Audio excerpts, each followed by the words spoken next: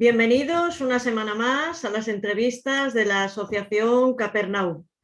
Recordad que si os gustan estas entrevistas, dedito hacia arriba para el posicionamiento, que es importante, y también podéis suscribiros al canal. Y gracias por vernos todas las semanas. Hoy vamos a hablar de zombies y de muertos vivientes, pero no como nos tiene acostumbrado Hollywood a contárnoslo, sino desde la verdad y la realidad de un país, que es Haití. Y para ello cuento con la presencia del periodista especializado en historia y misterio, José Manuel García Bautista. Bienvenido, José Manuel. ¿Qué tal? Encantado de estar aquí con vosotros. Gracias. Veo que has escrito muchos libros, yo he seleccionado unos cuantos para decir a las personas que nos escuchan. Nazis en Sevilla, Expediente JFK, Guía Secreta de Sevilla, OVNIs en Andalucía, Misterios y Enigmas de la Arqueología, Egipto Misterioso, El Enigma de la Sábana Santa, Guía de la Andalucía Mágica. Y el último, que lo tengo aquí, que lo terminé de leer ayer, que es Muertos Vivientes, que es en el que vamos a basar toda la entrevista, ¿vale? De acuerdo, perfecto. Me ha encantado el libro, pero me ha desasosegado bastante, ¿eh? Por las noches antes de irme a dormir, tenía que cambiar de lecturas y digo algo más ligerito, porque si no... Se pasa mal en ocasiones porque el tema es duro y por eso quería tratarlo contigo. Se trataba un poco de eso, ¿no? De reflejar la realidad que realmente te puedes encontrar en Haití. De los muertos vivientes se ha hablado mucho, sobre todo por Hollywood, se ha comentado cómo es, cómo no es, pero siempre dentro de un entorno bastante gore, he de decirlo. Y bueno, Hollywood ha marcado, ya no solo Hollywood, ya incluso te podrías decir que otras muchas televisiones, porque el interés por todo lo que sean zombies, muertos vivientes, se ha traducido a otros países. Corea, de hecho, esta misma semana tenía en Netflix una serie que está bastante bien, que se llama Estamos Muertos, y la tiene colocada entre los 10 mejores o las 10 entradas más fuertes del mes dentro de Netflix con más visualizaciones. Es decir, que nos estamos encontrando que es un fenómeno que atrapa. Brasil tiene sus propias series, incluso también hechas al respecto, incluso España, ¿no? Que nos iba a decir a nosotros que íbamos a estar haciendo películas de zombies. Sin embargo, REC, la serie REC, que son 4 entregas, pues ahí está, y con unas cotas bastante buenas de taquilla. Pero claro, es que esa realidad no se parece en nada a lo que nos vamos a encontrar realmente cuando hablamos de zombies, cuando hablamos de muertos vivientes. Es que no tiene nada que ver. Es que nos venden una película, una historia que evidentemente nos crea mucha ansiedad. Las películas de zombies sobre todo están para generarte ansiedad, para generarte esa inquietud interna que evidentemente el cine, como séptimo arte que es, debe de procurar ese carrusel de sensaciones, porque entre otras cosas es cine. Y vamos al cine para pasarlo bien, para pasarlo mal, es decir, su misión la cumple, pero que se ha alejado mucho de lo que es la realidad del zombie haitiano, que es donde realmente nace todo esto, y sobre todo lo que es la zombificación, ¿no? El tema del zombie viene de más atrás, tiene una raíz cultural en África, que siquiera ahora hablamos de ello, pero que desde luego se trataba también un poco de hacer justicia a lo que es un enigma, un misterio, porque realmente es así, que merece la pena ser conocido. Por eso vamos a ir desgranando ahora a lo largo de la entrevista. Para empezar, hay que hablar de Haití. Haití es un país muy misterioso, realmente. Es el centro de hechicería más grande del mundo. Es un país consagrado al diablo. Tuvo una rebelión de esclavos que le llevó a ser el primer país negro en independizarse. Y junto con la República Dominicana es la primera tierra a la que llegó Colón. Y qué diferencia, ¿verdad?, con la República Dominicana, viendo a Haití, formando parte de esa española. Son dos mundos diferentes. Son dos mundos diferentes, Ana. porque, claro, cuando Cristóbal Colón no llega a América, porque realmente lo que se creía que estaba llegando era una tierra que era Zipango, ¿no? Una nueva ruta, pero él bautiza aquello como la Española, y la Española con el tiempo pues fue República Dominicana y Haití. Haití que sobre todo tiene una fuerte y una marcada tendencia francesa, pero cuando uno está en República Dominicana, ve los resorts, ve las industrias de caña que hay allí, un nivel de vida bastante respetable, bastante marcado también por el turismo que va allí a disfrutar del buen tiempo, de los resorts, de las playas, del submarinismo, que principalmente es otro de sus atractivos. Choca tremendamente cuando te vas al otro lado de la isla y lo primero que te llama la atención es que hay puntos por los que no tienes ni frontera. Es decir, es el camino internacional, que le llaman, en el que tú entras y realmente has entrado y ya estás en Haití. Y a partir de ahí, Haití ha tenido mala suerte en estos años. Ha tenido un terremoto fuerte, graves inundaciones. Los líderes políticos que ha tenido tampoco se puede decir que hayan sido los mejores. Sobre todo viene arrastrado desde el periodo de los Duvalier, tanto de François Duvalier como de Jean-Paul Duvalier, padre e hijo. Y fíjate, la primera dictadura hereditaria de la historia se da allí, precisamente, por lo menos de la época contemporánea.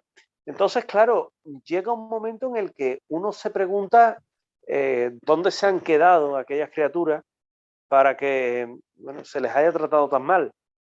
Y digo mal porque allí no estamos ante grandes ciudades, no estamos ante edificaciones ni tan siquiera de una ciudad, en este caso provincial, de aquí de España. Estamos ante un tipo de ciudad que como mucho son casas de 2, 3 plantas, como mucho, mucha miseria, por desgracia, un nivel de vida bastante bajo y luego en ocasiones con todo lo que son los servicios mínimos a nivel sanitario, a nivel de incluso en las propias casas, pues también es lo mínimo. Es decir, estamos ante dos países que son las dos caras de la moneda.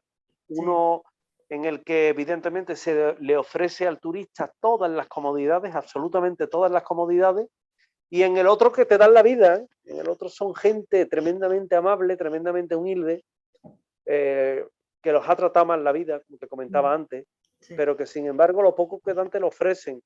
Se tiene mucho miedo a Haití, porque evidentemente Haití es un país que tiene un gobierno inestable, que hay muchas mafias allí metidas, que todas las mafias vienen de los tiempos de los Duvalier, los supervivientes de los Tontón Macut, tanto de los Tontón Macut como de los Leopardos, de las dos facciones, y realmente a uno siente más miedo por eso que por luego realmente encontrarte a una tierra consagrada al vudú, que el vudú no es ni más ni menos que otra religión, es otro culto.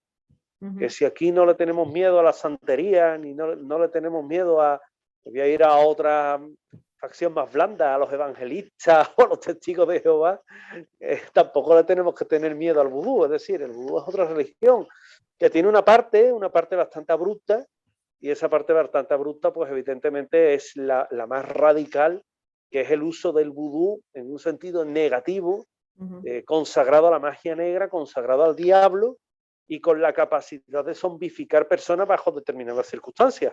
Sí. Por lo demás, bueno, pues nos encontramos con una religión más en un país que evidentemente es el segundo país más pobre del mundo. Bueno, además, Papa Doc, que era el primer Duvalier, hizo correr el rumor de que él era de que el varón Samedi, que es Satanás, le había concedido poder para conocer lo que pensaba la gente, con lo cual sembró el terror. Junto a su hijo desaparecieron 150.000 personas en los Sí, tiempos. Efectivamente. Él, fíjate que tuvo la vista de jugar con el vudú y el miedo. Él les decía a las personas que vivían al fin y al cabo en Haití, en Puerto Príncipe principalmente, que era donde además estaba el palacio del gobierno, y además usaba una estética que era muy similar a la del barón Samedi, no dudaba en maquillarse al estilo, es decir, se ponía un poco más pálido de lo que era, marcaba las ojeras. ¿Por qué? Porque el Barón Samedi, que era una especie de encarnación del mal, teniendo en cuenta que todo esto tiene una bifurcación en torno a lo que son las creencias en cultos sincréticos que nos encontramos allá en aquella zona, pues él jugaba con esa baza y es lo que le decía a todas las personas que vivían allá, era que evidentemente había un pacto inherente con lo que eran esos dioses, esos santitos que le llamaríamos nosotros dentro de otras culturas, dentro de otras religiones, y que esos dioses pues estaban con ellos, y aquel que no transigiera con las pautas que ellos pedían, pues corrían el riesgo, un riesgo cierto, de morir. En Haití además hay un miedo que es mayor a la muerte, que es el miedo a ser zombificado. Sí. Yo cuando estuve allí, yo he de decirte que no estaba que yo no fui a Haití, obviamente. He estado un par de veces allí, pero Haití no se puede decir que sea mi país preferido. Bueno, tú hablabas antes de los Tonton Macoute, que era la milicia personal de Duvalier, y está basado en un mito que tienen ellos, como que es parecido a nuestro hombre del saco, ¿no? Y los utilizaba para sembrar ese terror también. Claro, porque el miedo es un arma poderosa. Fíjate que Papa Doc, estaba Papa Doc, que era François Duvalier, y estaba Baby Doc, que era Jean-Paul Duvalier, ¿no? Y ellos cogen el poder, o el padre coge el poder en el 57 y lo mantiene hasta el 71. Y luego su hijo con 19 años es el que sigue desde el 71 al 86, que es el periodo de los Duvalier. Date cuenta que ahí hay casi 20 años. 20 años en los que Haití no se puede decir que tuviera un ejército como tal. Es decir, no, por eso que hacen, que forman una milicia, como tú bien comentabas, que era una milicia paramilitar, y esa milicia paramilitar lo que se encargaba era de sembrar ese miedo. Era la guardia pretoriana de los Duvalier. Los Duvalier no eran gente que fueran ni mucho menos informadas o mal informadas e incultas. Los Duvalier sabían muy bien lo que hacían. De hecho, ahí tienes el desfalco en millones de dólares que cometieron, es decir, casi 400 millones de dólares.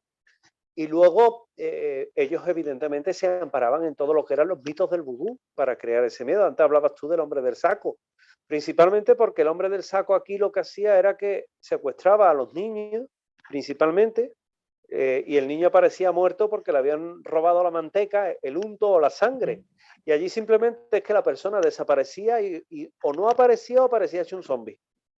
Una de dos. Y el miedo era ese. El miedo, como te comentaba, era que mejor muerto, pero muerto, a Sí, ser zombificado. Es decir, yo cuando, te lo comentaba anteriormente, ¿no? Cuando estaba allí, a mí me hablaban personas de allá que cuando allí muere alguien, lo entierran en el jardín de su casa, sí. que lo entierran boca abajo, que hay ocasiones en los que decapitan al cuerpo, es decir, decapitan al cadáver para asegurarse que está muerto. Que está muerto. O si no te atreves a decapitarlo, lo degollas. Y todo por el miedo tan visceral que hay precisamente a eso. Y hoy, aunque se dice ya que evidentemente los Tonton Macoute o los leopardos no existen en lo que es Haití, lo cierto es que muchos de aquellos se convirtieron o hicieron bandas mafiosas que son las que se encargan, bueno, pues de los bajos fondos del país, del tráfico de personas, del tráfico de sustancias estupefacientes, de todo lo que es el tema de la extorsión, lo que son los robos. Son mafias, al fin y al cabo, organizadas, que lo hacen al amparo de lo que fueron anteriormente cuando tenían el beneplácito del gobierno, cuando tenían el beneplácito del propio Duvalier o de los propios Duvalier, y a partir de ahí pues se ha creado también un país bastante corrupto. No, y además, hablando, por ejemplo, del vudú y que tú hablabas de los Duvalier, que eran inteligentes, bueno, el padre era médico, por eso Papa Doc, hay que tener en cuenta que en lo que era el Papa, para decirlo en la forma nuestra católica que unificó el vudú, que era el Ungan Bubua, era licenciado en bioquímica en el City College de Nueva York, tenía un posgrado en la Sorbona, tenía patentes de bioquímica y hablaba 4 idiomas. Claro, por supuesto.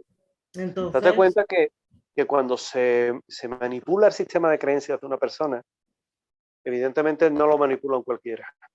sí. Detrás de esto hay gente que lo tienen todo muy pensado, lo tienen todo muy, ¿cómo decírtelo?, muy estudiado, y que disponen de los medios y disponen de la organización para hacerlo posible. Que luego lo que dominan es a personas que tienen más bajo nivel cultural y que evidentemente caen en algo tan ancestral como son las supersticiones.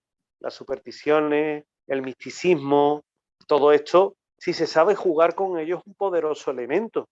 Es un Sí, poderoso elemento. Hoy lo estamos viendo en Europa. Es decir, sí. muchas veces hablamos de, bueno, el vudú es que se ha quedado allí en Haití. No, mire usted, el vudú hoy día está presente en España. Y el vudú, igual que está la santería, pues también está el vudú en este país. Y la santería principalmente, pues la han traído a aquellas personas que vienen más de la zona sudamericana, Brasil, Ecuador, Colombia, Venezuela, toda aquella zona. Y luego también te encuentras a inmigrantes que son franceses, que principalmente van a Francia, pero que luego también bajan a España y a partir de ahí, o de Nigeria a España, que también los hay, y que a partir de ahí se dan estas redes de prostitución que estamos viendo últimamente. Y el único miedo que hay es el miedo al vudú. Es el miedo al que le puedan hacer vudú, el que las familias puedan ser víctimas del vudú. Sí. Y es el miedo que tiene una chica de estas, que ya ves, son esclavas sexuales aquí en España. Y el miedo principalmente es el vudú, es que se le puedan hacer un ritual a su familia, a ellas mismas, o llegado el caso incluso una zombificación. Que se dice también aquello de, no, es que el polvo zombie no ha llegado a España. Bueno, eso es muy Sí. fácil de decir. Sin embargo, es muy fácil de colar en España un bote con polvo zombie. Nosotras ¿Por que qué? hemos trabajado con, nuestra asociación está especializada en víctimas de trata y prostitución y conocemos víctimas de trata nigerianas. Yo he estado con ellas y a lo que tienen más miedo es al vudú. Además les hacían varias ceremonias de vudú, una en Nigeria antes de salir con la familia, después, por ejemplo, cuando llegaban a Marruecos o a Libia, otra cuando llegaban a España en la patera, les volvían a hacer otra. Y fíjate, yo he llegado a estar en Noruega y las he visto trabajando solas, sin mami, sin que esté el jefe de la mafia, trabajando. Son las únicas prostitutas que no necesitan tener controladores con ellas, porque el miedo al vudú es tan poderoso, están tan asustadas que ellas trabajan y envían el dinero, aunque los mafiosos estén en España. Sí, sí, es Y así. eso lo he vivido, sí. Y te lo Es cuentan absoluto. ellas, lo que les hacen y cómo firman los contratos esos del vudú y todo. Claro. Y para ellas, es lo que te comentaba anteriormente, eso es más fuerte que cualquier otra cosa. Sí. El miedo, la superstición, el cómo interioriza la persona ese sistema de creencias, pues para ellos es así, porque han visto lo que también sucede cuando contraviene pues todo ello. Esta gente no dejan de ser mafiosos, que Sí. no tienen escrúpulos ninguno, que si tienen que matar a alguien lo matan, ¿eh? Mm. Que no hay problema. Sí, sí, o les Entonces queman son la casa, llaman y o matan a la estas mafias, familia, sí, ha esas mafias pasado, ¿eh? nigerianas están o introducidas en España, zona de Valencia, Sí. zona de Murcia, zona también de Madrid, y eso existe hoy día. Y de hecho, podemos decir que tenemos una de las mejores policías nacionales de Europa, que es la nuestra, muchas veces denostada, pero la Policía Nacional en España funciona muy bien. Sí. Y afortunadamente se van desmantelando muchos de esos circos que montan este tipo de individuos. Por desgracia, que por cada uno que se desmonta nacen dos más. Y Mm. siempre hay una clara desventaja. Sí. Pero que todo esto hoy día lo tenemos. Todo esto hoy día se está dando, está existiendo. Y que el vudú, volviendo a Haití, pues no deja de ser eso, el miedo que se le tenía en la tierra, precisamente a cooperar los tontos macuts contra tu familia, el que pudieran en un momento dado, bueno, sacarte a darte un paseo, como se decía allí, han sacado a dar un paseo a fulanito, y que no era ni más ni menos que, bueno, aplicarle el polvo zombie, que muchas ocasiones la persona ni se da cuenta de que se lo han administrado, pero era la forma. El problema que en Europa apenas se está administrando esa droga de la que ya hablaremos, sí. y en Haití es bastante usual administrarla, con lo cual allí de farol no van. Me llamaste la atención porque contabas en tu libro que había españoles que iban a Haití a hacer pactos de poder para ser más poderosos. Sí, y los hay. Incluso hoy en España ya no les hace falta ni viajar a Haití, sino que directamente esos sacerdotes nigerianos pues son los que se encargan de hacerlo aquí, o viajan regularmente a Nigeria un par de veces al año, sí. O a República Dominicana, y luego pasan por esa frontera internacional a Haití a hacer pactos con el barón Samedí, en el cual se hacen sacrificios. Mientras mayor sea el sacrificio, más poder tendrás. Cada uno entienda en ese sacrificio poderoso lo que quiera entender, pero se pueden llegar a matar personas. Y dentro de ese sacrificio, bueno, pues esa persona se cree que lo que hace es un pacto por el cual las empresas tienen más prosperidad, los negocios le van bien y creen fervientemente en ello. De hecho, hablaba hace unos días con un compañero de Jerez, con Adrián Martínez, y Adrián Martínez me comentaba cómo él, hablando con una persona que tiene muchísima influencia en Jerez, pues esta persona evidentemente no es española, pues había logrado introducirse hasta cierto punto y bastante bien dentro de nuestra sociedad y tenía bastante poder. Y esta persona pues habló de esos viajes que hacen determinados empresarios a estos lugares y donde, bueno, pues a través de esos pactos tratan de conseguir aquellos que quieren. Es decir, que no es una locura de lo que estamos hablando, es decir, es algo que está ahí. Si hay algo hoy día que se puede conseguir con dinero, tanto en Haití como en Nigeria, en la cuna del vudú, eso es con dinero.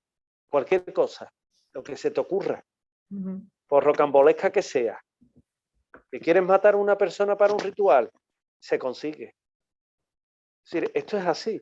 Sí, sí. Esto es algo que es bastante crudo decirlo, que es bastante duro decirlo, pero es que o se abre los ojos a este tipo de realidad, o es que estamos viviendo en una burbuja en la que no nos queremos dar cuenta de determinados hechos que, mientras que tú y yo hablamos, están pasando. Exactamente. Y aquí, bueno, mira, yo vivo en Valencia, imagínate. Así que... ¿Lo sabes bien? Imagínate, si veo cosas por ahí fuera. He visto en en fotos que has puesto tú y en otras, por ejemplo, cuando ves reportajes en la tele sobre el vudú, que hay mujeres. ¿Qué papel tiene la mujer? ¿Qué son importantes dentro del vudú, la función de una mujer? Bastante, porque mira, dentro del vudú te vas a encontrar al bokor, que es el brujo, y te vas a encontrar al Ogán, que es el sacerdote.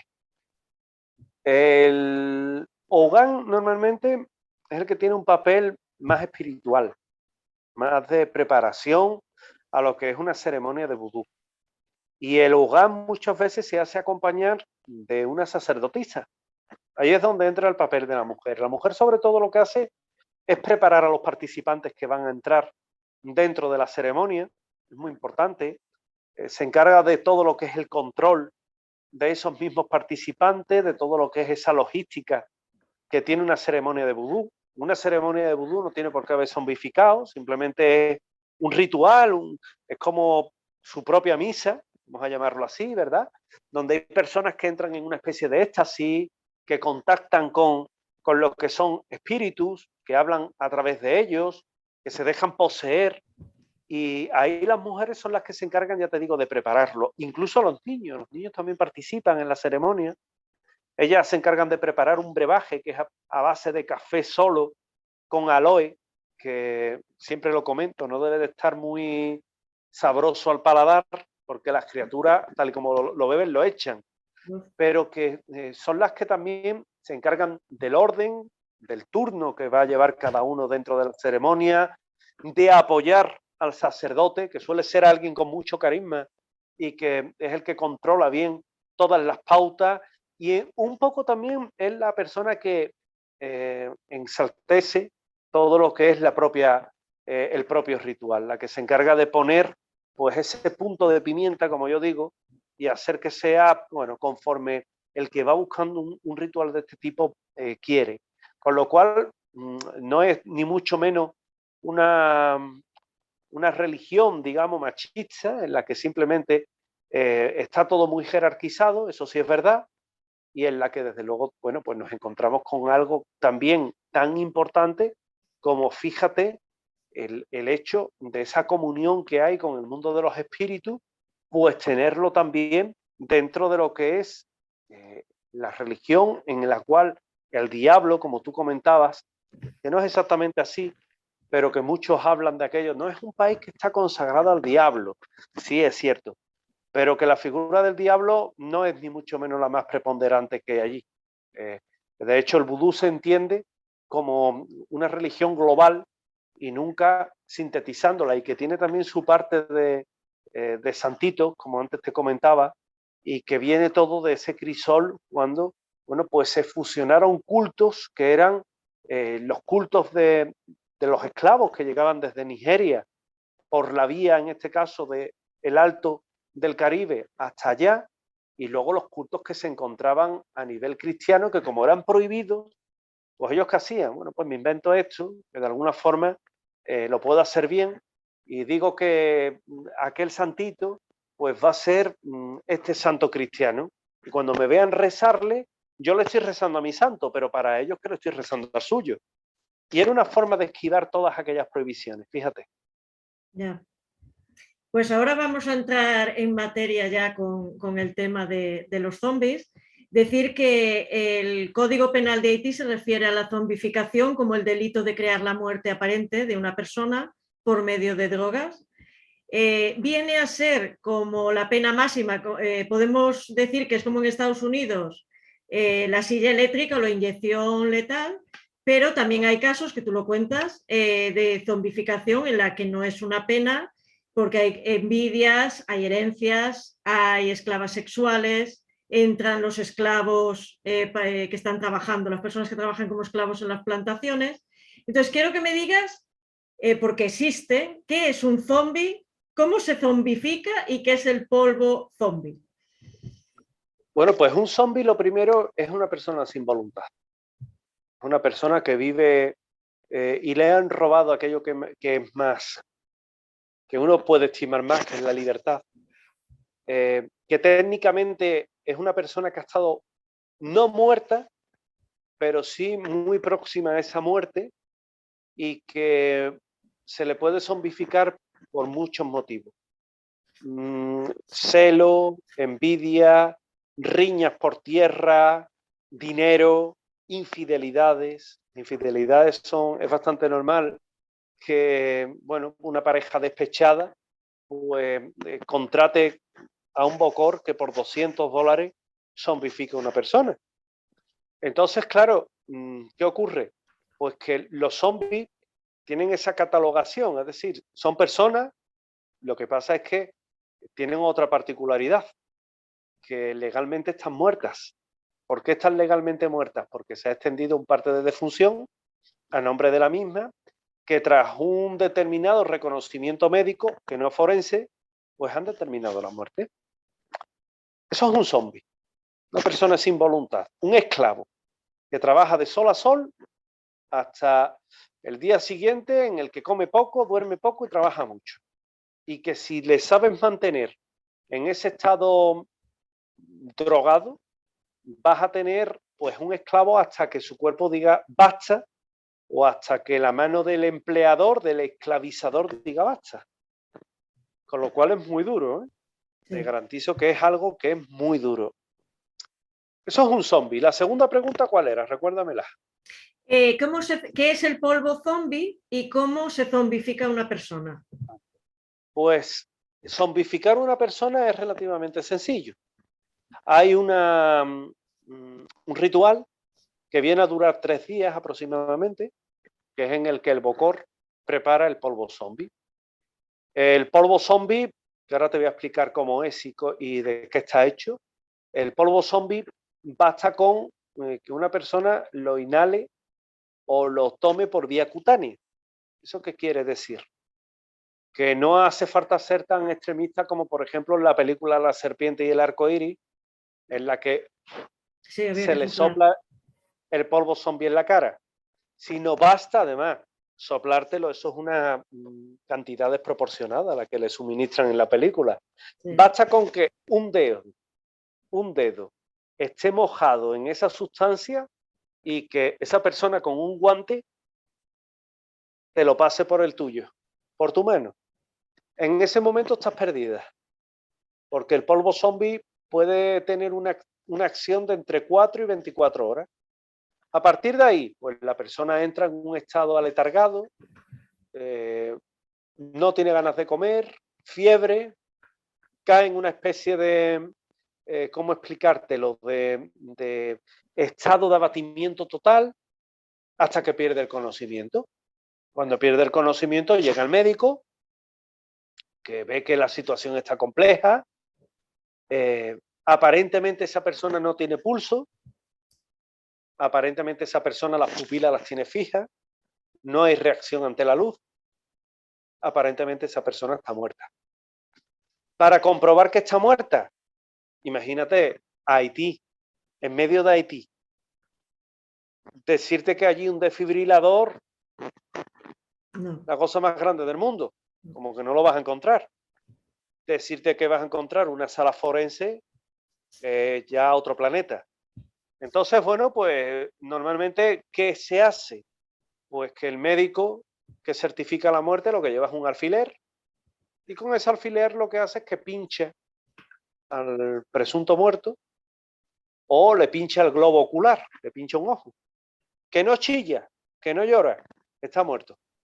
Certificado de defunción, se entierra lo antes posible y la persona realmente, bueno, pues está, y ahora te lo enlazo con lo siguiente, está en un estado de catalepsia profunda.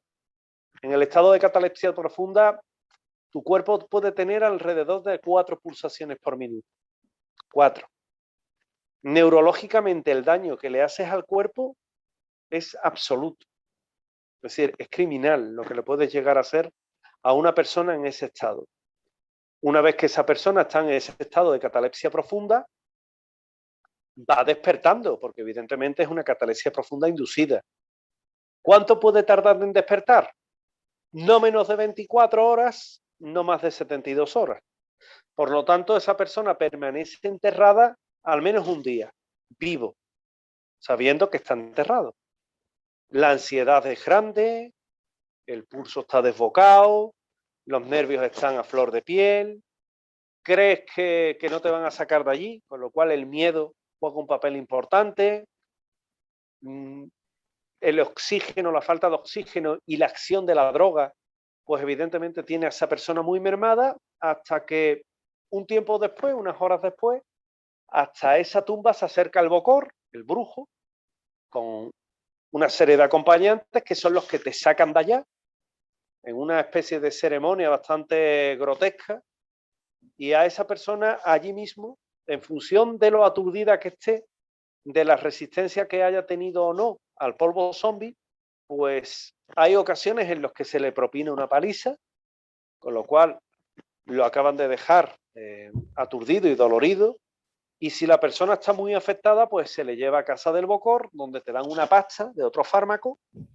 y ya en ese momento es cuando ha perdido la voluntad y cuando te trasladan o a la propia Haití o a República Dominicana a trabajar como un esclavo en una plantación.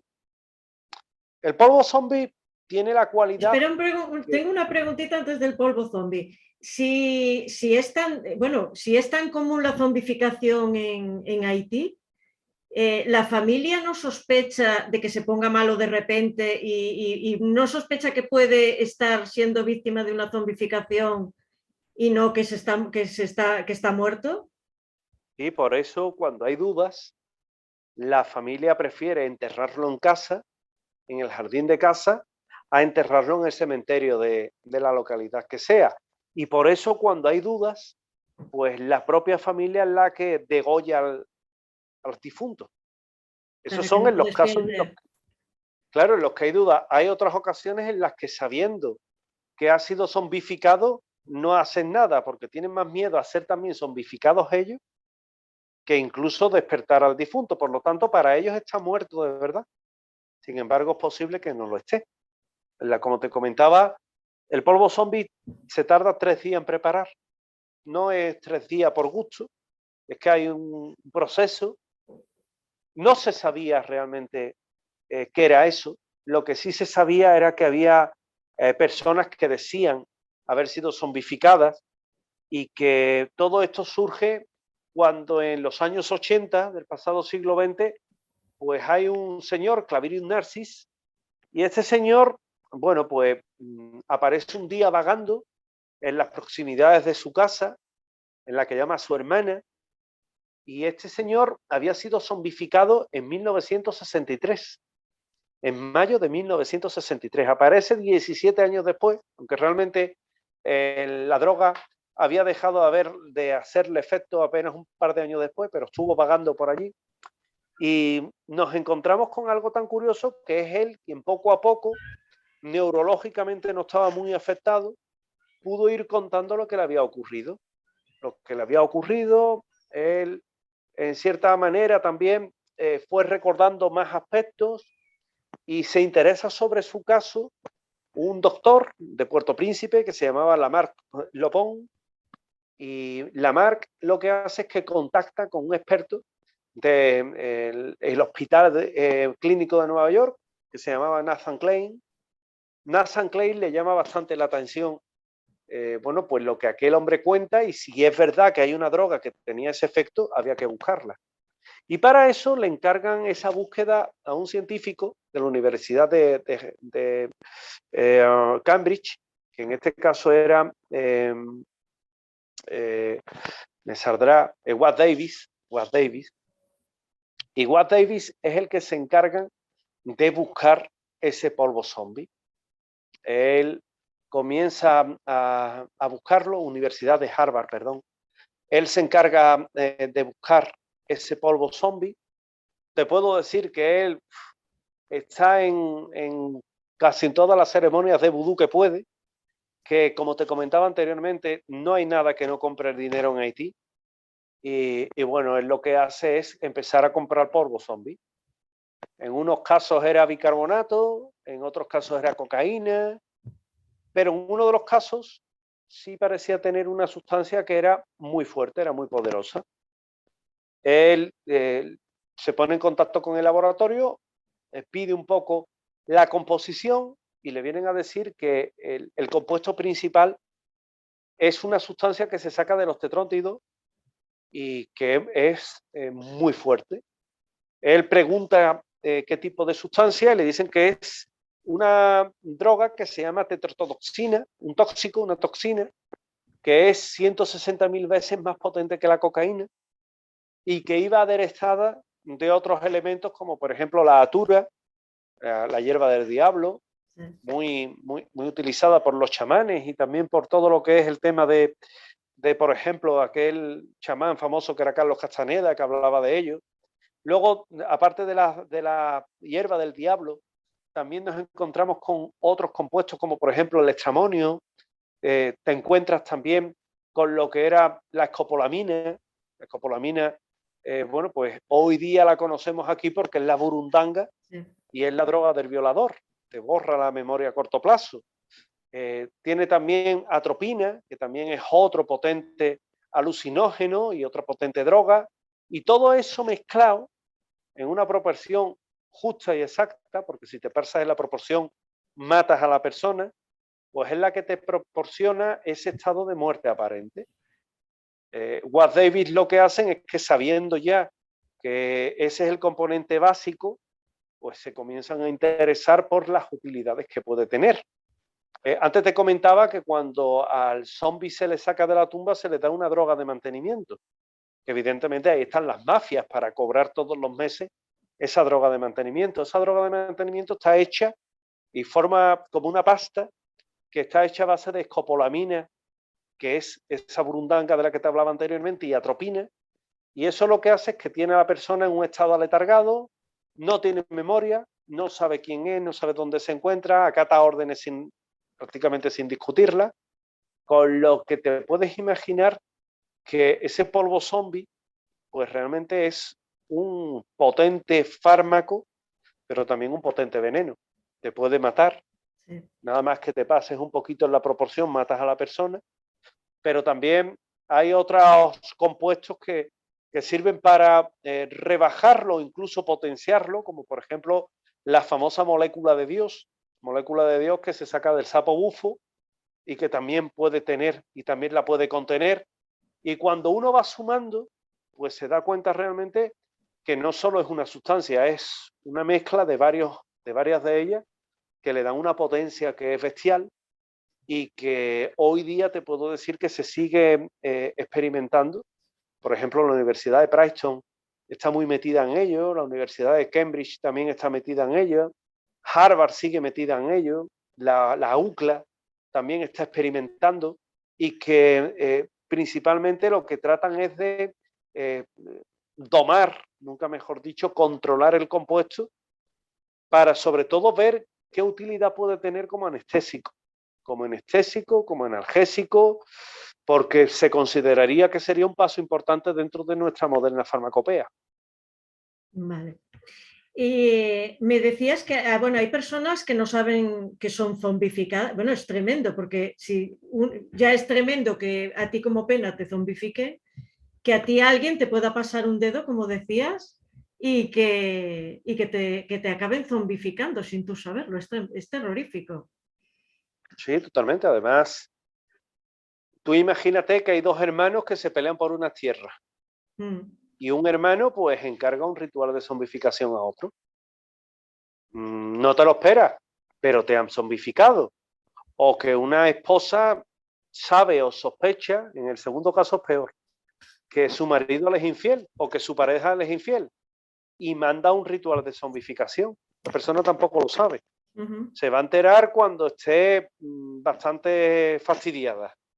Y hay ocasiones en las que el zombie en sí, tal y como nosotros lo entendemos, sale de ese estado de aletargamiento cuando, bueno, pues te encuentras que no ha sido mantenido ni ha sido vendido como esclavo y de alguna forma vuelve a estar junto con su familia y simplemente le advierten qué es lo que le puede pasar si persiste con esa actitud. El miedo es terrible, ¿eh? El miedo que puede sentir una persona, porque es que te lo pueden decir a las claras, ya has estado semi-zombificado. La próxima te zombifico y te vendo. ¿Cuánto se vende un zombie en Haití? Pues si lo vendes a República Dominicana en unos $3.000. Es decir, te cuesta 200 euros zombificar a una persona, 200, $300, 300 euros. Más o menos la paridad del dólar es casi pareja, pero que luego le puedes sacar un rendimiento económico bastante importante. Que hasta en eso hay un negocio, es decir, hasta en el negocio de vender esclavos hay, como tú comentabas anteriormente, cuando los Duvalier se llegaron a desaparecer aproximadamente unas 150.000 personas. De esas 150.000 personas, evidentemente, a no todas zombificaron. Se cree que zombificaron tan solo un 10%, pero 15.000 muertos vivientes, 5.000 zombies, por allí, por Haití, por República Dominicana vagando, son muchos zombies, ¿eh? Son muchos zombies. Exacto. Además, claro, las mafias, esto es mano de obra gratuita, lo que dices tú, hasta que el cuerpo resiste. Y también cuentas tú en el libro cuando fuiste a República Dominicana y claro, del tema no se habla, por eso yo al principio no quería decirlo, pero sí, hay mucha diferencia entre un país y otro, pero hay mucha gente zombificada de Haití trabajando gratuitamente como esclava en esas plantaciones y que no se mira para otro lado. E incluso yo puedo ir a Haití y puedo pagar, ¿no?, a un bocor y que se zombifique a una persona y tenerla como esclava trabajando para mí. Totalmente. Se hace eso, además, se hace. Así es, sí, se hace. Se hace. Yo, de hecho, hablaba con el Relaciones Públicas del hotel de un resort en Puerto Plata. Yo, bueno, el motivo por el que fui a Haití es accidental por completo. Yo estaba en Puerto Plata haciendo submarinismo, pero bueno, uno, sabes que en los resorts de este tipo, en relaciones públicas, se acerca a uno a otro, que todo vaya bien, ¿no? Y conmigo, pues, tuvo una especial afinidad, y yo hablando con él una noche, pues se lo comenté, le digo, oye, aquí el tema de los zombies teniendo tan cerca a Haití, ¿eso cómo va? Y a mí este hombre me dijo que allí no había zombies. No, aquí no hay zombies. Digo, no, que va, no va a haber zombies. Digo, vamos a ver, que estás hablando con alguien que estamos enterados de esto. No me cuentes historias, porque se sabe que incluso en las propias plantaciones de aquí hay zombies. Es decir, a lo mejor te pones a mirar 100 plantaciones y no son todas, pero que en 5 o 6 plantaciones haya, eso no te lo quita nadie. Entonces él dijo, y con la voz bajita, me dijo aquello que eso era un tema tabú allí en República Dominicana. Eso era un motivo de vergüenza, textualmente, ¿eh? Y como motivo de vergüenza que era, él no podía tocarlo. Pero que sí que bueno, que algo de ello es cierto que había. Que allí había 2 fuentes de ingresos principales, una era el turismo y la otra era la caña. Y yo, bueno, pues hasta esa parte la entiendo, ¿no? Pero ¿qué ocurre? Que una tarde él me viene a contar, me viene a decir, oye, mañana hay un ritual, hay una ceremonia de vudú, ¿queréis venir? Vienen una pareja de belgas y vosotros, si queréis, vamos en una furgoneta de acá, viene el chofer, un guardaespaldas y vamos nosotros. Bueno, vale. ¿Pasaporte? ¿Hace falta algo? No hace falta nada. Vale. Cruzamos la frontera, fuimos un poquito al sur de Fort Liberté, y allí, bueno, pues fuimos a una aldea donde nos esperaba una persona, un contacto, Jean, se llamaba él. Previamente a nosotros, el Relaciones Públicas nos pidió 50 euros a cada uno, es decir, a las parejas, 50, a las 2 parejas, 50 y 50, que es para sobornos, básicamente. Allí con 100 euros eres el rey del mambo. Y con eso simplemente lo que se hacía era que te dejaran en paz, que te dejaran participar, pero que también te dejaran en paz. Se hizo un primer soborno. La verdad, si quieres que te diga, es que yo estuve bastante cómodo, porque aquello no dejaba de ser una ceremonia como las que puede haber en Brasil de rituales de espiritismo. Es decir, en la que la gente baila, la gente fuma, la gente bebe, la gente, bueno, cree estar en éxtasis de posesión. Era todo bastante pintoresco, extraordinariamente amables, también te lo digo, extraordinariamente amables todo. Ya te digo que es un país que merece mejor suerte, donde, bueno, pues los críos te abrazan, se te cogen, las mujeres te invitan a beber. Una cosa que nos dijeron, no bebáis y no comáis nada, no porque esté malo, sino porque el estómago vuestro esto no lo aguanta. No está preparado. Entonces, podéis coger algo, podéis coger una gastroenteritis o algo y es peor para vosotros, no vayáis a beber nada, ¿vale? Al final sí hay un ritual de limpieza en el que te lavas la cara con agua, bueno, eso no pasa nada. Y luego también es verdad que al salir de allí nos llevaron a otro ritual que iba a haber en un cementerio. Andar por un cementerio en Haití es otro mundo, es decir, te encuentras los ataúdes allí fuera, ¿no? Con los huesos fuera, y tú preguntas y dices, bueno, ¿y esto qué es? No, es que esto lo han usado para raspar huesos que hacía falta para condimentos del polvo zombie. Y te quedabas así como diciendo, bueno, vale. Y allí lo que iban a hacer era un ritual de amarre en lo que había un bocor. Antes, en el primer ritual era un jogán, en el segundo era un bocor.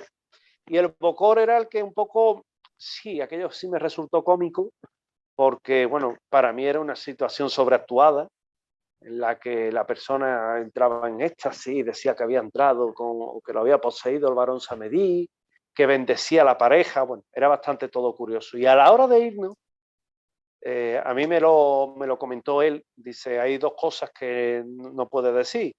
Primero, no digas que eres periodista, dice, porque en ese caso no es que te vayan a hacer algo, es que te van a pedir el triple.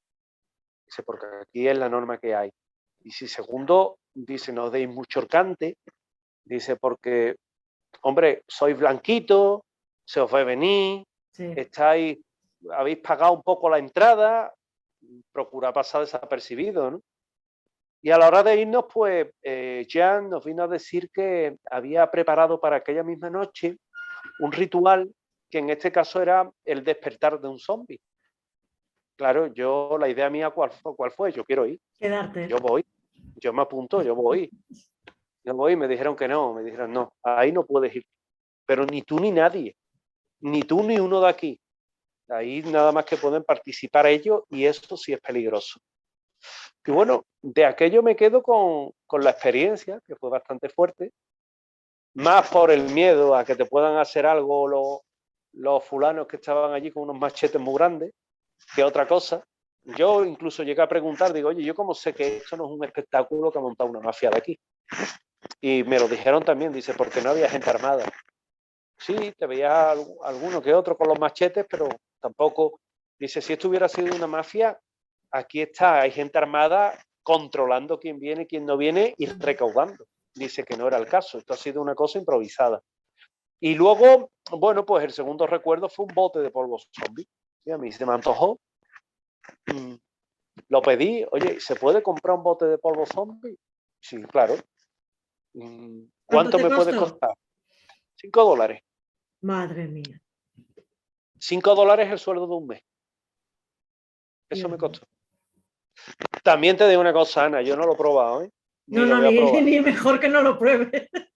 Pues sí, que eso puede tener bicarbonato, puede tener azúcar, puede tener lo que tenga. Yo no lo voy a probar. No, pero sí es verdad que yo me pongo en el papel de Watt Davis, que incluso por $1 le llegaron a vender el polvo zombie. Y creo que al final fue una de las muestras más baratas las que realmente contenía el auténtico polvo zombie. Y bueno, ahí está, ¿no? Porque evidentemente, bueno, pues eso es un recuerdo, un fetiche de aquel viaje. Que a mí sobre todo lo que me recordó es que en un país como Haití, pues se da la grandeza y la miseria humana, ¿eh? Te puedes encontrar lo mejor, que es esa generosidad, esa gratitud, esa ilusión, esas ganas de vivir que tiene allí la gente. Y te puedes encontrar lo peor, que es comerciar a costa del dolor de las personas, ¿no? Como ya no solo una muerte, sino matar a alguien, entre comillas, esto de matar, y en vida venderla como esclava a otro lugar, a que corra una suerte incierta o a que le pueda pasar cualquier cosa. Esas son las miserias y la grandeza que tiene Haití. Y también hay gente que se le dice, bueno, o trabajas como esclavo para mí en una plantación o si no terminas siendo zombificado. También Totalmente, hay ese caso también en República Dominicana. Hay sobre todo porque hay deudas y las deudas se pagan o con dinero metálico o con trabajo. Y el trabajo, bueno, hay gente que no está preparada evidentemente para trabajar en un resort. Y la segunda fuente de ingresos, ¿cuáles son? Por las plantaciones de caña. Entonces lo que te toca es pagar esa deuda trabajando y más vale trabajar, bueno, pues siendo consciente de lo que uno hace, que trabajar siendo un zombie en el que, como te decía, el daño neurológico es tan importante que la persona muchas veces no se llega ni a recuperar. Hay personas que han aparecido después de una zombificación y hoy día están atadas con una cadena a los pies de la cama. Eso me llama la atención, porque cuentas que después de desenterrarlos, en muchas ocasiones los llevan a su casa para que se olviden de su casa, pero hay gente que aparece, los sueltan, bueno, escaparse no, porque tienen la voluntad, no tienen voluntad. ¿Cómo aparecen en su casa? ¿Cómo saben el camino a su casa? Si no lo saben, los llevan. Como diciéndole aquello de esta es su anterior vida, te olvidas de ella y lo llevan a la plantación donde le dan otra dosis de esa droga y ya se olvida de todo. Pero hay otros que se escapan de esas plantaciones porque el efecto se le va pasando y que tienen recuerdos vagos de cómo llegar. A lo mejor se pegan andando 4 años, de un lado a otro hasta que recuerdan un camino y ese camino lo siguen y da a su casa. En unos casos es conscientemente el bocor es el que te lleva a ese lugar para que te olvides de tu vida anterior, y en otros casos es porque se ha ido librando poco a poco de esos efectos, por lo que te comentaba anteriormente, porque en ocasiones pues simplemente el jefe de una plantación, el dueño de una plantación fallece y se deja de pagar a las mafias por esa droga de mantenimiento, y los zombies que tengan bajo esas condiciones de trabajo pues se van olvidando de esa parte, ¿no? De esa parte esclava, van aflorando los recuerdos y acaban regresando a lo que ha sido su hogar. Entonces ahí sí son los recuerdos, ahí es cuando aparecen. Hay casos que son brutales, el propio de Clavirus Narcis que te comentaba anteriormente, el caso de Francine, una señora que era una cantante que desaparece en 1907, claro, guapísima. y apareció, pues fíjate, desapareció en 1907 y apareció en 1930. Y era, bueno, apareció ciega, desnutrida, con los efectos de tantos años, pues evidentemente en esas condiciones. O el caso de Rosemary, que era una niña que muere en los brazos de la madre, y 2 días después llaman a la puerta de la casa, abre la puerta y lo que se encuentra es a la niña que le dice mamá, mamá. Y esa niña hoy vive en un pabellón psiquiátrico donde tiene ya unos 40 años y donde no ha vuelto a recuperar la cordura. Esa es otra de las tragedias que tiene el vudú y el polvo zombie.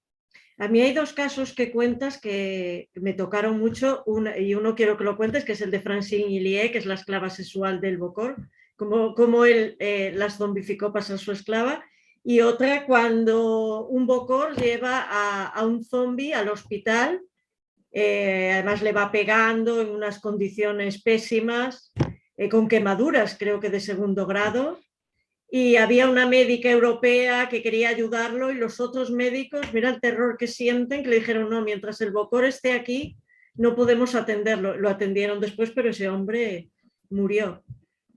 Es tremendo. Efectivamente. Francine Hillier, que hubo un Bokor que se antojó de ella, era una chica joven, muy atractiva, y la zombificó, pero la zombificó para ser la esclava sexual. Llegó a engendrar 4 hijos que nacieron muertos. ¿Por qué? Porque evidentemente esa persona no tiene una funcionalidad orgánica como la tenemos nosotros. Sí, físicamente es igual y demás, pero las drogas que le dan para ese mismo mantenimiento se supone, o hemos de suponer, que son las que mataron a los fetos. Y esa chica realmente jamás se llegó a recuperar tampoco. Es decir, el Bokor se antojó de ella y cometió, fíjate, esa barbaridad que fue matarla en vida, realmente. Y luego tienes el segundo caso que bien comentabas, era un esclavo, un zombie al que se había maltratado de una forma atroz, y una cooperante, una médica, pues trata de ayudar, ¿no? Trata un poco de ver qué estaba sucediendo. Como el Bokor estaba presente, ninguno de los médicos que eran nativos querían intervenir. Y de hecho la cogieron aparte a capítulo y le dijeron, no sigas, porque el Bokor está ahí, la próxima que puedes caer eres tú. Así que déjalo, que esto salga por donde sea, porque aquí desde luego nadie le va a echar cuenta ni al zombie ni a ti. Y la médica, pues temiendo también por su vida, se retiró, y esta persona que llevaba quemaduras que eran muy graves, pues acabó, creo que llevaba el 60% del cuerpo dañado, quemado. Al final acaba falleciendo. Son casos en los que, como ves, el miedo es mucho más poderoso que cualquier otra cosa, y donde también, bueno, pues se puede decir, bueno, ¿y la policía qué hace? Nada. ¿Qué va a hacer la policía? Y la policía tiene tanto miedo como el que más. Y muchas veces la policía es la propia corrupta. Es que no, es muy complicada. La situación de Haití en ese sentido es un mundo aparte. Es como pasar eso de República Dominicana allí. Sí. Y allí es una ciudad sin ley. Son ciudades sin ley, ciudades donde, pues, en aquellos que son núcleos más cerrados y hay un Bokor con mucho poder, es el que manda. Está Lugán, que va a mandar mucho, y está el Bokor, que va a mandar también mucho. Ellos son los que mandan. ¿Es verdad que no se les da comida con sal porque la sal influye en las drogas que se les da? ¿Eso es cierto o es un mito? La sal, evidentemente, lo que hace es activar las papilas gustativas. Es un sabor más fuerte. Sí. Entonces lo que se procura es dar mucho arroz. El arroz evidentemente es hervido con alguna que otra especia, pero que poco más. Beben agua. Puede que tomen alguna verdura, pero su dieta, la dieta de un zombie, de una persona que está zombificada, no contiene carne, no contiene pescado, principalmente es mucho arroz, mucha verdura y principalmente que sean de sabores poco potentes. ¿Por qué? Porque esos sabores, esas sales, pues lo que pueden hacer es que la persona se le vaya pasando poco a poco el efecto, poco a poco, y al final pues potencie o acelere el proceso del despertar. Igual despierta y no tiene nada que hacer, es decir, tiene tal daño neurológico que Que no es recuperable. que se le pueda hacer nada, ¿no? Y no se puede recuperar simplemente.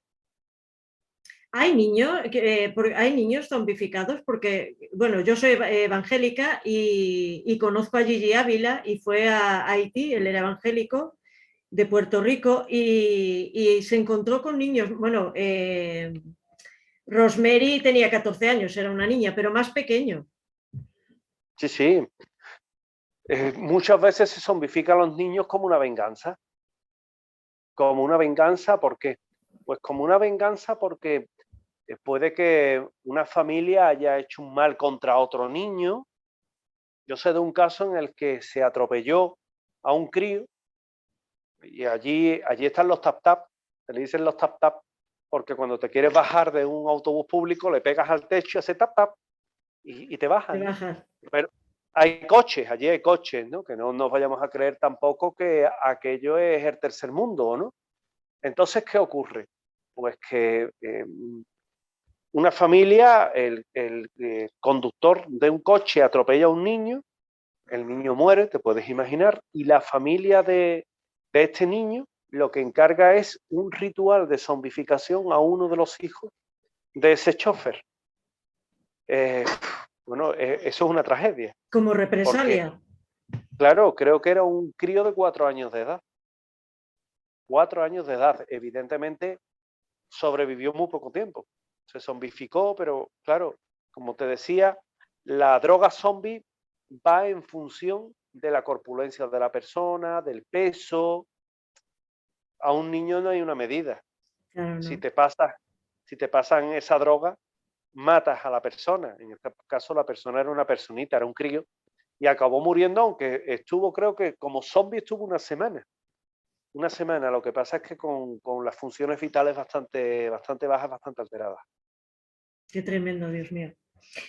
Bueno, y ahora que ya estamos terminando, en Europa, lo que decías tú al principio, ya están las drogas alucinógenas, ya ha llegado el polvo de mono, la burundanga, las que llevan MDPV, el K2 o el cannabis sintético, y porque ya están las mafias nigerianas, están las mafias de Haití, cuentas también el caso de Brooklyn, que parecían zombies, las personas por tomar el K2 o el cannabis sintético y que tenían un comportamiento zombie o que incluso hay algunas que les hacen ser caníbales. Contabas el caso de un hombre que se disparó porque tomó una de estas drogas e intentó degollarse a sí mismo, no lo consiguió, se pegó un tiro. O la chica que salió por la ventana desnuda y se subió al mástil de una bandera, entre otros casos.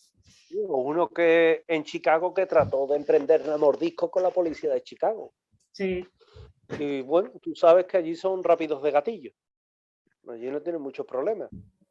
Afortunadamente para la persona, digamos, que tenía ese comportamiento agresivo, porque ya aquí hablamos de comportamiento agresivo, de comportamiento casi caníbal, ¿no?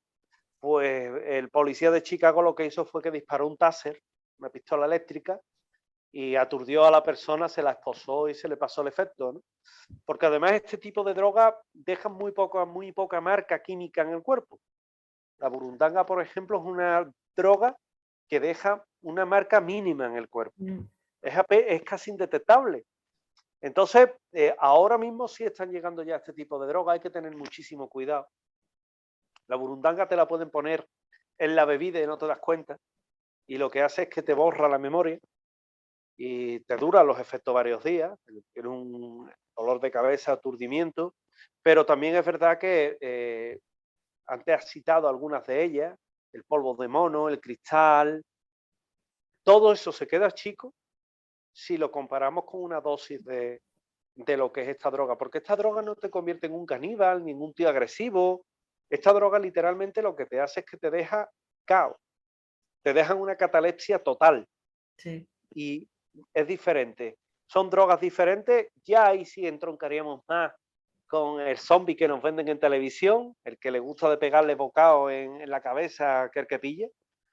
Y bueno, la verdad es que son dos vertientes diferentes. Una es la vertiente real de la que hemos estado hablando esta noche, la vertiente que te vas a encontrar en Haití, y la otra es que a través de drogas, lo que es generar un instinto primario, caníbal, en una persona que lo que haga es que tenga deseo de morder, de comer carne humana. A otros les da por otra cosa. Sí, No quiere sí. decir que esa droga tenga simplemente ese efecto.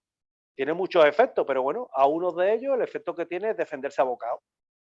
Y, y créeme que tiene que ser muy fuerte verte venir para ti a uno que te quiera pegar un bocado en la yugular. Pues sí, Sí, tiene que ser. Sí, sí, sí, sí. eso tiene que ser fuerte. Con lo cual, hay que ser un poquito responsable, ¿no? Esto hay que controlarlo muchísimo más. A las mafias que vienen de ese país hay que ser duros con ellas, muy duros. Yo no te digo ya como se está haciendo últimamente, ¿no? Pues un juicio rápido, una sanción. No, no, no, directamente los deportas a su país. Sí, Así de estoy de acuerdo. sencillo. Esto es muy claro. Lo coges y lo deportas fuera. Y no hay otra, ¿eh? Y es la única manera que hay. Ahora mismo es la única manera. ¿Por qué? Porque no están trayendo nada bueno. Hay gente que evidentemente es muy trabajadora, es honesta. Sí, Contra eso no hay nada, tienen derecho a ganarse la vida. Pero todo aquel que se la gane de esta forma, es decir, mercadeando con el dolor humano o con el miedo, prostituyendo a chicas, drogando a gente, robando, todas este tipo de mafias que vienen, yo te digo, de Nigeria, de Benin, con eso hay que actuar de una forma dura y tajante. Es la única forma. ¿Por qué? Porque si no, pues vamos a tener estos muchos problemas, los vamos a problemas. seguir teniendo. Que es lo Por eso que es el problema. quería hacer esta entrevista, porque digo, la gente tiene que saber lo que se mueve alrededor, porque hay mucha gente que no sabe de estas cosas. Y ya, ¿cómo enlazamos una zombificación con el cine? Porque no tiene nada que ver, quiero decir, un muerto que está muerto y bien muerto no puede volver. Eso está claro. Los muertos, entre comillas, de Haití no están muertos, están en catalepsia, Claro. que es diferente. Esto se le debe el mito del zombie moderno, porque películas de zombie hay una que data del año 1933, Sí. pero eran zombies más al estilo de más en la cultura de la que hemos hablado. Pero esto llega a oídos de un señor que se llamaba George Romero, que le dio por fusionar, le dijo, oye, ¿y si el zombie este realmente fuera un no muerto? Y realmente el zombie necesitara de matar a otras personas. Y se le ocurrió ese guión. Y con una película de bajo presupuesto, como era La Noche de los Muertos Vivientes, George Romero, que se grabó casi en familia, porque es que no había presupuesto. Es que los zombies eran amigos suyos, de los hijos, de la familia. Ustedes ven, os vamos a maquillar y os tenéis que pasear por ahí con movimientos patosos, moviendo así la mandíbula. Fíjate que el director de fotografía y una de las productoras también participan como protagonistas en la película. Es algo que es realmente curioso, pero que también llegan a participar. Y ellos son los que graban La Noche de los Muertos Vivientes, que aquello se convierte, creo que eran $400,000 que tenían de presupuesto, que eso es nada. Pues creo que recaudan una cifra bastante respetable. Creo que de la época fueron casi $2 millones. Y sobre todo a nivel de videoclub y a nivel de... Eso fue una ganancia exagerada. Y innova con ese zombie agresivo que George Romero luego, pues evidentemente tuvo dos partes más, Holocausto Zombie, Otra también que tiene otro título así de muertos vivientes. Luego hay otros que surgen tipo Tom Savini, que es un digno remake de aquella primera parte o de aquella primera película primigenia de George Romero. Y luego pues ya evidentemente basándose en el mito del zombie creado por George Romero, que bebía, como te digo, de muchas tradiciones literarias, culturales, incluso filmográficas anteriores, pues lo que surgen son películas más recientes como por ejemplo Walking Dead, que es el que reaviva, el que le pega ese punch tan importante a este género y que hoy día tiene adeptos en todo el mundo. Yo te puedo decir que yo para escribir esa parte del libro me habré visto todas las películas del mundo de zombies, todas las que te puedas imaginar. Al final, cada una tiene lo suyo, cada una subyace algo. Al final, ¿sabes qué pasa? Que ese zombie agresivo que te come, representa a tu lado oscuro, representa a tu otro yo, tu yo salvaje, tu yo que se rige por un instinto primario, el yo que nunca querrías tener, ese yo que en un momento dado se pregunta alguna vez, ¿yo sería capaz de matar a alguien? Ese otro yo. Eso es lo que representa ese zombie, en un grado extremo, en un grado superlativo, pero que de alguna forma es lo que te está queriendo decir, es un mensaje. Son las dos caras de la misma persona. La persona seria, visceral, con mesura, con cordura, y que cuando le entra ese virus se convierte radicalmente en lo contrario. Pues ahí está precisamente quizás lo atractivo de ese fenómeno. Luego ya se le puede echar más sangre, menos sangre, más vísceras, menos vísceras. Depende del Al director. gusto.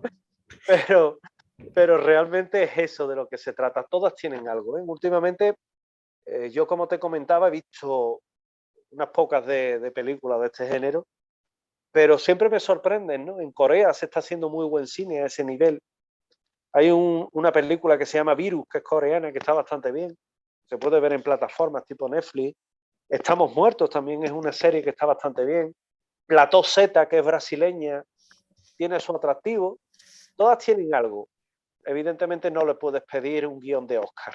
No. Pero todas tienen algo y por lo menos al amante de este género le sirve para desconectarlo. Además, en Estados Unidos está el boom por los muertos vivientes, que el Centro de Control de Enfermedades hace 10 años que tiene un protocolo por si hubiera un apocalipsis zombie. Totalmente. Y de hecho se ha llegado a ensayar en una población de Estados Unidos, se ha llegado a ensayar un apocalipsis zombie para ver el grado de profundidad y de expansión que pudiera tener precisamente este tipo de contagio. No es descabellado, ¿eh? No. Yo, fíjate que por la labor mía periodística aquí en la ciudad, durante la pandemia he tenido la oportunidad de hablar con muchos médicos.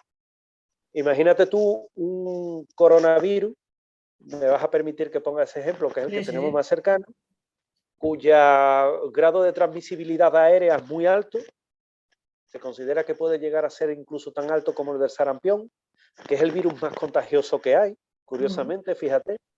Pues imagínate que ese virus, en lugar de darte una fiebre muy mala y provocarte una neumonía, te provoca un estado de alteración total, de frenesí, en el que se te abre un instinto rabioso. ¿Pudiera ocurrir? Claro, pudiera ocurrir. Sí. O pudiera ocurrir, por ejemplo, que hubiera un virus por ahí que matara a la gente de risa, pues claro, pudiera ocurrir. Pero el campo de la imaginación es ilimitado. Entonces pudiera ocurrir y se hizo un experimento y la verdad es que no me atrevo ni a decírtelo porque en 12 días se considera que todo Estados Unidos estaría contagiado. Claro, con esa tasa sí.